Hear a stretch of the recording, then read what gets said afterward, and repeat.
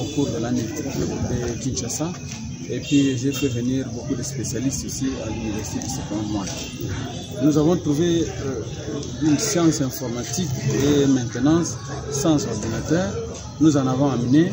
Nous avons créé même un espace informatique où il y a une bureautique et puis les étudiants peuvent s'exercer facilement avec la maintenance et puis avec l'informatique.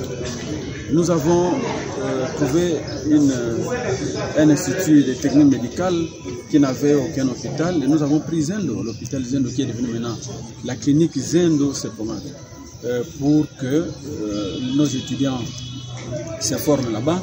Et puis au niveau administratif, pour soulager les parents, nous avons engagé des étudiants qui travaillent, à qui on paye un salaire à la fin de chaque mois et puis on leur donne un transport tous les jours. Donc je pense que ce sont des innovations. On a créé une école primaire à Mwanda Village où on a engagé aussi des étudiants qui travaillent là-bas les matins et les soirs ils vont étudier. Donc vous voyez, et puis au niveau des Indes, nous avons signé un partenariat avec les hôpitaux universitaires de Genève qui ont accepté de donner du matériel pour que nos étudiants et notre corps scientifique puissent se former davantage. Donc voilà un peu ce qu'on a fait en tout cas depuis que nous sommes là. Et vous comptez aller encore plus loin ou bien vous vous limitez par là? Bien sûr, notre limite c'est le ciel, hein, ce sont les étoiles, nous ne pouvons pas nous limiter là. Nous avons envie de créer. D'ailleurs, l'autorisation a été déjà donnée par la Banque centrale. Nous avons payé et puis on nous a donné l'autorisation de créer une caisse d'épargne.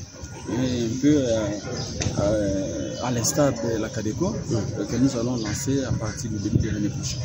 Aujourd'hui c'est la fête, c'est combien d'étudiants déjà que vous venez de déverser sur le marché de l'emploi? 77 étudiants sur le marché. Et nous voulons franchement parlant que nous-mêmes déjà, nous soyons un cadre d'emploi, mais comme on a formé pas des commandeurs d'emploi, mais des créateurs, nous voulons qu'eux aussi créent leurs emplois et nous en tant qu'université, on va toujours les soutenir, on va toujours être avec eux pour les accompagner à la création de ces emplois, même s'il faut que nous puissions intervenir pour qu'ils trouvent un emploi rémunéré et une carrière, et nous serons toujours là pour les accompagner.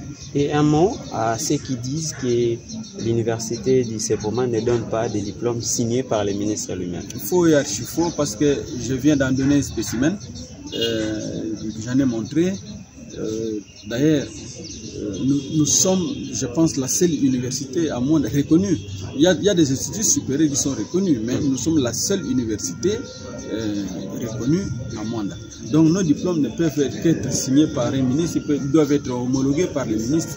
Donc là, le problème ne se pose pas. Mais le plus grand problème, c'est quoi? Les étudiants ne finissent pas leur cursus universitaire, ils coupent leur cursus au milieu et puis ils partent, après ils viennent dire que l'université n'octroie pas de diplôme. Ou sinon, il y a même ceux qui ont terminé l'université mais qui ne reviennent pas pour faire la démarche pour chercher leur diplôme. Alors nous, l'université, on ne peut pas aller dans les maisons des gens pour les obliger de pouvoir chercher leur diplôme. Et puis d'ailleurs là, comme le ministère a donné une facilité au niveau du prix pour l'obtention des diplômes, il y a déjà une trentaine de candidats qui sont venus déposer leur dossier avec les frais exigés. Le lundi, je vais amener à Kinshasa pour qu'ils obtiennent leur diplôme. Donc, tous ceux qui disent ça, ce sont des gens soit qui sont ignorants, soit qui sont de mauvaise foi. C'est tout.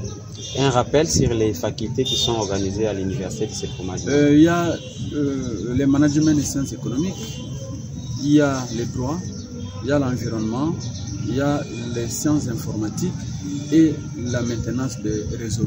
Mais il y a un institut supérieur qui est attaché à l'université, qui est l'Institut supérieur des techniques médicales que nous chargeons de nous en occuper. Dit-on, les études n'ont pas d'âge. Un mot à ses parents ou aux anciens et nouveaux diplômés qui aimeraient bien poursuivre leur cursus académique au Sepoma. Mais qu'ils viennent. Là, au niveau des défenses, des travaux de mémoire ou des TFC, je pense que les parents ont vu un étudiant qui a plus de 60 ans. mais qui a défendu avec brio. C'était un militaire et qui a fait des sciences et les techniques médicales. Je pense qu'il a même distingué. Donc il a étudié avec brio et il pense continuer à faire la licence. Donc les études, comme vous le dites, n'ont pas d'âge. Nous aimerions que tout le monde vienne pour avoir la bonne formation à l'université du secondaire. Un mot de la fin.